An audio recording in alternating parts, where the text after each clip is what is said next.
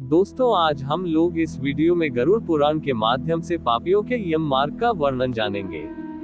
भगवान विष्णु तथा गरुड़ के संवाद में गरुड़ पुराण पापी मनुष्यों की इस लोक तथा परलोक में होने वाली दुर्गति का वर्णन है। दश गात्र के पिंडदान से यातना देह का निर्माण। शिव धर्म ही जिसका सुदृढ़ मूल है, वेद जिसका स्कंध तना है, पुराण रूपी शाखाओं से जो समृद्ध है, यज्ञ जिसका पुष्प है और मोक्ष जिसका फल है, ऐसे भगवान मधुसूदन रूपी पादप जैसे वृक्ष सबको आश्रय देता है, वैसे ही भगवान भी अपने चरणारविंद में आश्रय देकर सबकी रक्षा करते हैं। इसीलिए भगवान मधुसूदन को यहाँ पादप वृक्ष की उपमा दी गई है। कल्पवृक्ष की जय हो। दोस्तों, इससे पहले अगर आप अभी तक अपने परिवार शुद्ध वचन से नहीं जुड़े हैं तो अपने परिवार शुद्ध वचन से जुड़ने के लिए चैनल को सब्सक्राइब कर ले। चलिए दोस्तों, वीडियो को शुरू करते हैं। देव क्षेत्र नैमिषारण्य में स्वर्ग लोक की प्राप्ति की कामना से शनकादि ऋषियों ने एक बार सहस्त्र में पूर्ण होने वाला यज्ञ प्रारंभ किया। एक समय प्रातः काल के हवनादि कृत्यों का संपादन करके उन सभी मुनियों ने सत्कार किए गए आसनासीन सूत जी महाराज से आदर पूर्वक ये पूछा, ऋषय ऊंचू। ऋषियों ने कहा, हे सूत जी महाराज, आपने सुख देने वाले देव मार्ग का सम्यक निरूपण किया है। इस समय हम लोग भयावह यम मार्ग के विषय में सुनना चाहते हैं। आप सांसारिक दुखों को और उस क्लेश के विनाशक साधन को तथा इस लोक और परलोक के क्लेशों को यथावत वर्णन कर में समर्थ है, अतः उसका वर्णन कीजिए। सूत उवाच, सूत जी बोले, हे मुनियो, आप लोग सुने। मैं अत्यंत दुर्गम यम मार्ग के विषय में कहता हूँ, जो पुण्यात्मा जनों के लिए सुखद और पापियों के लिए दुखद है। गरुड़ जी के पूछने पर भगवान विष्णु ने उनसे जैसा कुछ कहा था, मैं उसी प्रकार आप लोगों के संदेह की निवृत्ति के लिए कहूंगा। किसी समय वैकुंठ में सुखपूर्वक विराजमान परम गुरु श्रीहरि से विंतापुत्र गरुड़ जी ने विनय से झुककर पूछा। गरुड़ उवाच, गरुड़ जी ने कहा, हे देव, आपने भक्ति मार्ग का अनेक प्रकार से मेरे समक्ष वर्णन किया है और भक्तों को प्राप्त होने वाली उत्तम गति के विषय में भी कहा है। अब हम भयंकर यम मार्ग के विषय में सुनना चाहते हैं। हमने सुना है कि आपकी भक्ति से विमुख प्राणी वही नरक में जाते हैं। भगवान का नाम सुगमता पूर्वक लिया जा सकता है। जिन्हवा प्राणी के अपने वश में है तो भी लोग नरक में जाते हैं। ऐसे अधम मनुष्यों को बार बार धिक्कार है। इसलिए हे भगवान, पापियों को जो गति प्राप्त होती है तथा यम मार्ग में जैसे वे अनेक प्रकार के दुख प्राप्त करते हैं, उसे आप मुझसे कहें। श्री भगवान उवाच, श्री भगवान बोले, हे पक्षीधर, सुनो, मैं उस यम मार्ग के विषय में कहता हूँ, जिस मार्ग से पापी जन नरक की यात्रा करते हैं और जो सुनने वालों के लिए भी भयावह है। हे तार्क्ष्य, जो प्राणी सदा पाप परायण है, दया और धर्म से रहित हैं, जो दुष्ट लोगों की संगति में रहते हैं, सत्शास्त्र और सत्संगति से विमुख है, जो अपने को स्वयं प्रतिष्ठित मानते हैं, अहंकारी हैं तथा धन और मान के मद से चूर हैं, आसुरी शक्ति को प्राप्त है तथा दैवी संपत्ति से रहित हैं, जिनका चित्त अनेक विषयों में आसक्त होने से भ्रांत हैं, जो मोह के जाल में फंसे हैं और कामनाओं के भोग में ही लगे हैं, ऐसे व्यक्ति अपवित्र नरक में गिरते हैं। जो लोग ज्ञानशील हैं, वे परम गति को प्राप्त होते हैं। पापी मनुष्य दुख पूर्वक यम यातना प्राप्त करते हैं। पापियों को इस लोक में जैसे दुख की प्राप्ति होती है और मृत्यु के पश्चात वे जैसी यम यातना को प्राप्त होते हैं, उसे सुनो। यथोपार्जित पुण्य और पाप के फलों को पूर्व में भोग कर कर्म के संबंध से उसे कोई शारीरिक रोग हो जाता है।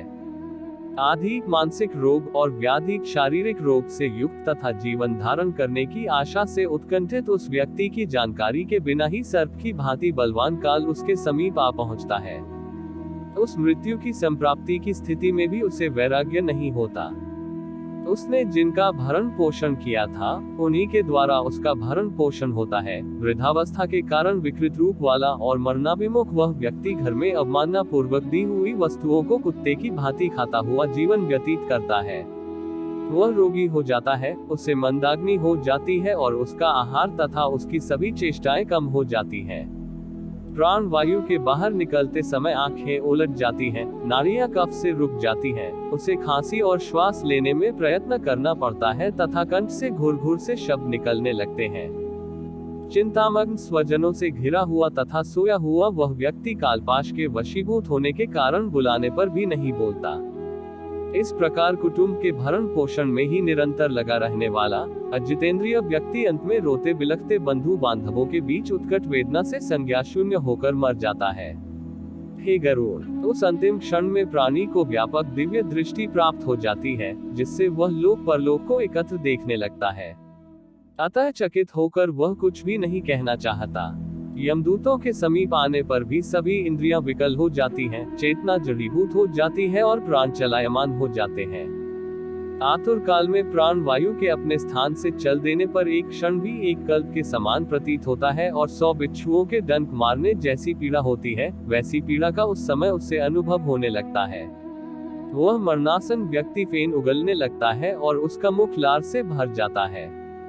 पापी जनों के प्राणवायु अधोद्वार गुदा मार्ग से निकलते हैं। उस समय दोनों हाथों में पाश और दंड धारण किए, नग्न दांतों को कटकटाते हुए क्रोधपूर्ण नेत्र वाले यम के 2 भयंकर दूत समीप में आते हैं। उनके केश ऊपर की ओर उठे होते हैं, वे कौए के समान काले होते हैं और टेढ़े मुख वाले होते हैं तथा उनके नख आयुध की भांति होते हैं। उन्हें देखकर भयभीत हृदय वाला वह मरणासन प्राणी मलमूत्र का विसर्जन करने लगता है।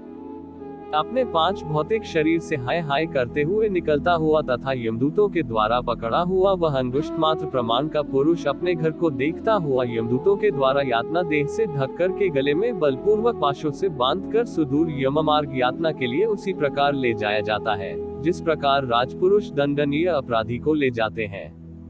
इस प्रकार ले जाए जाते हुए उस जीव को यम के दूत तर्जना करके डराते हैं और नरकों के तीव्र भय का पुनः पुनः वर्णन करते हैं, सुनाते हैं।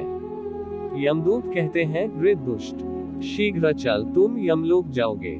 आज तुम्हें हम सब कुंभीपाक आदि नरकों में शीघ्र ही ले जाएंगे। इस प्रकार यमदूतों की वाणी तथा बंधु बांधवों का रुदन सुनता हुआ वह जीव जोर से हाहाकार करके विलाप करता है और यमदूतों के द्वारा प्रताड़ित किया जाता है। यमदूतों की तर्जनाओं से उसका हृदय विदीर्ण हो जाता है, वह कांपने लगता है। रास्ते में कुत्ते काटते हैं और अपने पापों का स्मरण करता हुआ वह पीड़ित जीव यममार्ग में चलता है।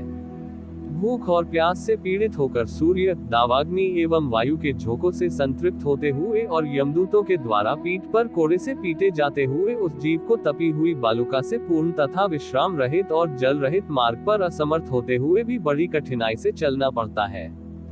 थककर जगह जगह गिरता और मूर्छित होता हुआ वह पुनः उठकर पापी जनों की भांति अंधकारपूर्ण यमलोक में ले जाया जाता है। 2 अथवा 3 मुहूर्त में वह मनुष्य वहां पहुंचाया जाता है और यमदूत उसे घोर नरक यातनाओं को दिखाते हैं। मुहूर्त मात्र में यम को और नारकीय यातनाओं के भय को देखकर वह व्यक्ति यम की आज्ञा से आकाश मार्ग से यमदूतों के साथ पुनः इस लोक मनुष्य लोक में चला आता है। मनुष्य लोक में आकर आबादी वासना से बद्ध वह जीव देह में प्रविष्ट होने की इच्छा रखता है, किंतु यमदूतों द्वारा पकड़कर पाश में बांध दिए जाने से भूख और प्यास से अत्यंत पीड़ित होकर रोता है। हे दाक्ष्य, वह पातकी प्राणी पुत्रों से दिए हुए पिंड तथा आतुर काल में दिए हुए दान को प्राप्त करता है तो भी उस नास्तिक को तृप्ति नहीं होती। पुत्रादि के द्वारा पापियों के उद्देश्य से किए गए श्राद्ध, दान तथा जलांजलि उनके पास ठहरती नहीं। अतः पिंडदान का भोग करने पर भी वे क्षुधा से व्याकुल होकर यममार्ग में जाते हैं। जिनका पिंडदान नहीं होता वे प्रेत रूप में होकर कल्प पर्यंत निर्जन वन में दुखी होकर भ्रमण करते रहते हैं। सैकड़ों करोड़ कल्प बीत जाने पर भी बिना भोग किए कर्म फल का नाश नहीं होता और जब तक वह पापी जीव यातनाओं का भोग नहीं कर लेता तब तक उसे मनुष्य शरीर भी प्राप्त नहीं होता। हे पक्षी, इसलिए पुत्र को चाहिए कि वह 10 दिनों तक प्रतिदिन पिंडदान करे। हे पक्षी श्रेष्ठ, वे पिंड प्रतिदिन 4 भागों में विभक्त होते हैं। उनमें 2 भाग तो प्रेत के देह के पंचभूतों की पुष्टि के लिए होते हैं, तीसरा भाग यमदूतों को प्राप्त होता है और चौथे भाग से उस जीव को आहार प्राप्त होता है। 9 रात दिनों में पिंड को प्राप्त करके प्रेत का शरीर बन जाता है और 10वें दिन उसमें बल की प्राप्ति होती है।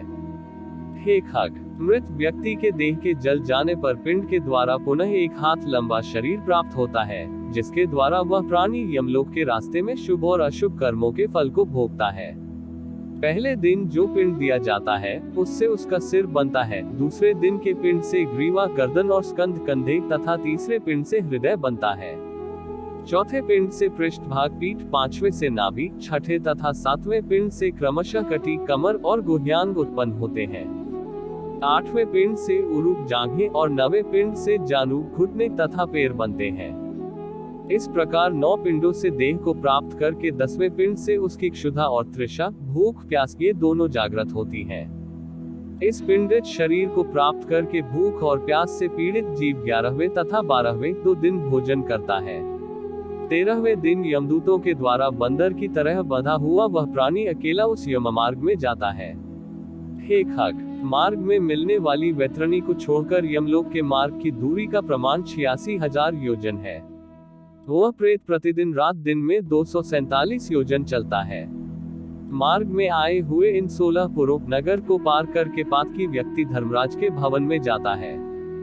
1 सौम्यपुर, 2 सौर्यपुर, 3 नगेंद्र भवन, 4 गंधर्वपुर, 5 शैलागम, 6 क्रौंचपुर, 7 क्रूरपुर, 8 विचित्र भवन, 9 बहवापतपुर, 10 दूखतपुर, 11 नानाक्रंदपुर, 12 सुतप भवन, 13 रौद्रपुर, 14 प्योवर्षणपुर, 15 शीताध्यपुर तथा 16 बहुभीतिपुर को पार करके इनके आगे यमपुरी में धर्मराज का भवन स्थित है। यमराज के दूतों के पाशों से बंधा हुआ पापी जीव रास्ते भर हाहाकार करता रोता हुआ अपने घर को छोड़ करके यमपुरी को जाता है। इस प्रकार गरुड़ पुराण के अंतर्गत सारोद्धार में पापियों के इस लोक तथा परलोक के दुख का निरूपण नामक पहला अध्याय पूर्ण हुआ।